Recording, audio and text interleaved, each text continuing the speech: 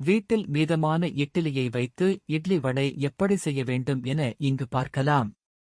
மீதமான இட்லி வறண்டது போல் இருந்தால் நீரில் 5 நிமிடங்கள் போட்டு வைக்கவும். பின் இஞ்சி, பச்சை மிளகாய் மற்றும் சின்ன வெங்காயத்தை பொடியாக நறுக்கிக் கொள்ளவும். கருவேப்பிள்ளை மற்றும் கொத்தமல்லியை நறுக்கிக் கொள்ளவும். நீரில் சேர்த்த இட்லியை எடுத்து நன்றாக உடைத்துவிட்டு நறுக்கிய வெங்காயம், பச்சை மிளகாய், இஞ்சி, மிளகு, சீரகம், ரவை, கருவேப்பிலை, கொத்தமல்லி மற்றும் தேவையான அளவு உப்பு சேர்த்து தேவைக்கு ஏற்ப சிறிது தண்ணீர் சேர்த்து பிசையவும். இந்த கலவையை சிறிய உருண்டைகளாக உருட்டி வைத்துக் கொள்ளவும்.